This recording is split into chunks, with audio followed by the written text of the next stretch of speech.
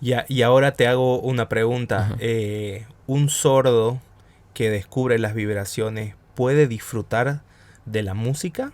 Esa es una linda pregunta porque en realidad, y eso estaba discutiendo la anterior semana justo con una investigadora, eh, Alía, que le mando también saludos, que hay Que diferentes seguramente nos está viendo. que nos tienen que ver y que compartan este video y suscríbase y me gusta y todo eso. Ajá. Que hay diferentes tipos de sordera, ¿no? Ya. Entonces, algunas tienen que ver precisamente con anomalías a nivel, casi podríamos decirlo mecánico, es decir, Ajá. que el oído tiene algún problema. Hay Exacto. otros problemas a nivel neuronales, eso significa que es un problema fisiológico, Ajá. hay un impedimento para la interpretación de las células o Exactamente. cerebrales o Exactamente. sináptica. Pero en todo caso, en muchas situaciones, los pacientes con sordera reportan que pueden sentir las vibraciones del mundo. Es decir, no Ujú. tienen sonidos específicos, pero pueden sentirlas. Y yo por eso le preguntaba a ella, por ejemplo, ¿y pueden bailar?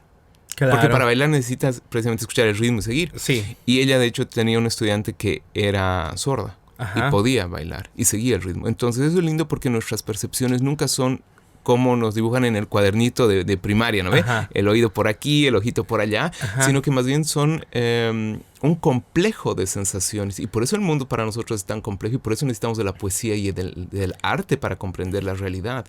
Esos no son solo un extra en el mundo, sino Ajá. son probablemente la manera más sincera de decir cómo vivimos nosotros como humanos en este planeta. Como conclusión a esta nota que yo leía sobre el experimento de Mary, había una frase que me gustó mucho y que decía: Mary no aprendió nada nuevo sobre el mundo y sobre la rosa y su color porque ella ya lo sabía, Ujú.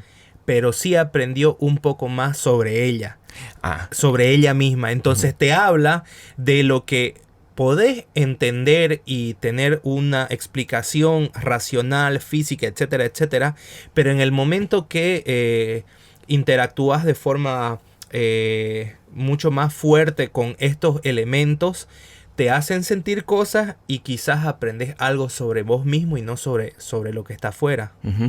Un científico llamado Antonio Damasio, que es muy famoso para muchos, también le saludo a Antonio, Ajá, Antonito. dice, ¿qué tal? Que precisamente las emociones Ajá. marcan nuestros aspectos positivos, son como recompensas o castigos de aquello que nos permite movernos en el mundo. Entonces, si Ajá. a ti te ha parecido esa frase final Ajá. interesante y te has sentido así como motivado, Sí. es porque tú estás también en la línea fenomenológica, consideras Ajá. que en ese tipo de experiencias hay un plus que tiene que ver con la subjetividad. Y eso es Correcto. interesante porque nos lleva igual a otro de estos experimentos mentales muy famosos. A propósito, saludo a Keanu Reeves, que me ha dicho que lo salude el Sí, día de sí. hoy. Y que el 22 se estrena Matrix, ¿no? O Sí, sí, sí. Matrix. Me mandó mensaje para que vaya a verla, pero... Buenísimo, sí, porque igual esa película está basada en otro gran experimento mental que es el de los cerebros en una cubeta. Ajá. ¿No? Tal cual. ¿Qué pasaría si en realidad de estar aquí sentados en este podcast, haciéndolo o escuchándolo, en realidad fuéramos un cerebro que está en una cubeta generando energía? Y que Ajá. solamente simula eso, digamos, como para pasar el tiempo y no decir, "Ay, qué tontería esta vida de batería". Claro. Eso Es, es... entonces yo te paso ahora la pregunta. ¿Qué claro. pasaría si esto fuera una ilusión? Claro, ahí nos comenzaríamos a preguntar qué es la realidad, ¿no? Ujú. ¿En qué momento la realidad es real?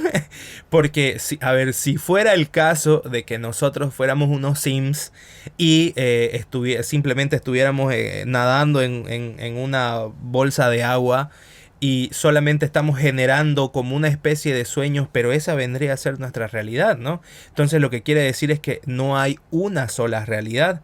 La realidad vendría de acuerdo a cada una de las propias visiones, partirían desde cada uno.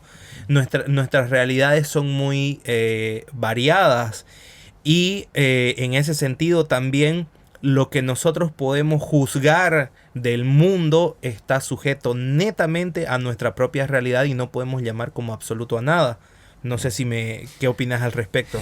Yo creo que eso genera problemas prácticos muy importantes, ¿no? Seguro Y que eso sí. finalmente es la filosofía, es decir, ¿hay tantas realidades como individuos en el mundo?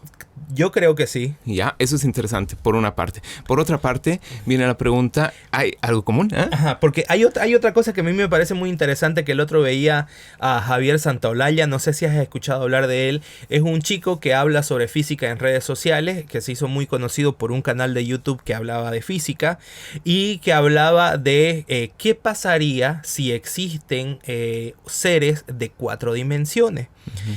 Eh, Y ponía el ejemplo, el ejemplo lo ponía hacia abajo para que lo entendamos y decimos, ok, imaginémonos una hoja de papel y que hay unos seres dentro de esa hoja de papel que son en 2 dimensiones, que son solamente largo y ancho, como un dibujo, ¿no es cierto?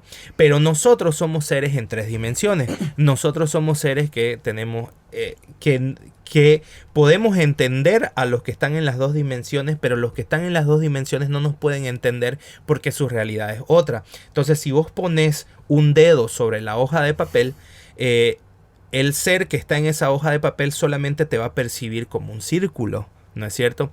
Entonces, si viniera un ser de 4 dimensiones, simplemente nosotros lo dejaríamos de entender. No podríamos entenderlo porque desconocemos esa 4ª dimensión y quizás lo veríamos de otra forma. Entonces, seguramente la realidad de ese ser de 4 dimensiones es diferente a la de nosotros porque nosotros vivimos en esta realidad de 3, ¿no es cierto? En ese sentido también quizás nunca vayamos a entender un montón de cosas que simplemente nuestro cerebro no tiene la capacidad de entender. Eso es muy filosófico de tu parte y te agradezco por eso, porque eso me permite también recordar a todos los que nos escuchan que finalmente la filosofía no es el intento inagotable de reunir autores en citas, sino de plantear precisamente estas preguntas. ¿Qué rayos quiero decir cuando digo esto? ¿Cuál es el sentido de esto? ¿Cuál es la finalidad de esto? ¿Y para qué? ¿Cuál es el fundamento de esto? De manera práctica, ¿no? Es decir, un médico no puede todos los días decir, no voy a operar a este paciente hasta que no me digan cuál es el sentido de la vida, ¿no? Claro. Tiene que operar directamente. Pero en algún momento a nosotros se nos viene la pregunta, ¿y qué es el sentido de la vida? ¿Para qué sigo haciendo estas estupideces y demás? Y también es el esfuerzo de la filosofía de tratar de darle coherencia a nuestras ideas. Y creo que ahí es interesante que tal vez tengamos que dar un paso atrás, mi querido Paco. Tú hace rato has dicho que hay tantas realidades como individuos. Sí, correcto. Pero si de alguna manera todos somos individuos tridimensionales, que compartimos esta realidad física, ¿no deberíamos más bien concluir que vivimos la misma realidad? Interesante. Podría ser, claro, vivimos la misma realidad, pero la vivimos desde diferentes perspectivas. ¿Esa podría ser una respuesta? O sea, vivimos y no vivimos en la misma realidad. Yo creo que sí. Estamos y no estamos. Claro, y yo creo que los seres humanos precisamente somos seres orgánicos paradójicos. Y la pregunta es ¿por qué somos tan complicados a diferencia de nuestros demás parecidos orgánicos como simios superiores y demás? Claro. Y esa es una de las grandes preguntas filosóficas también, ¿no? Entonces vemos que la filosofía no es que proviene de los libros, sino proviene de estos asombros de la realidad misma. Ahí hay un aspecto interesante, por ejemplo, hay mucho intento por parte de los científicos y del lenguaje, por lo menos del colegio, que es donde tenemos nuestro primer acercamiento a la ciencia, decir, usted, señor, tiene que ser objetivo, ¿no? ¿Y cuál es la objetividad? Y se piensa que la objetividad debe ser completamente neutra, porque es lo único en lo que podemos confiar. Pero, volviendo inclusive a eso es interesante. La objetividad como algo neutro es algo que nosotros lo tenemos grabado como si fuera una verdad absoluta incuestionable. Sí, y eso es interesante porque de pronto uno debe preguntarse entonces en qué significa esa neutralidad. El otro extremo yo creo que es de orejas largas, y no me refiero a conejos, pero es de ese saber popular donde todo es relativo, nadie sabe nada, no hay objetividad y demás. Eso me parece una exageración didáctica y bonita, pero que no tiene asidero. Entonces la pregunta es ¿cómo comprender una neutralidad que no sea ni esta idea absoluta como del profesor de secundaria, con respeto a todos mis colegas también, sino, pero tampoco caer en el otro extremo de no existe verdad ninguna? Entonces, ¿cómo evitar la verdad absoluta, por decirlo de una manera, y el escepticismo por el otro extremo?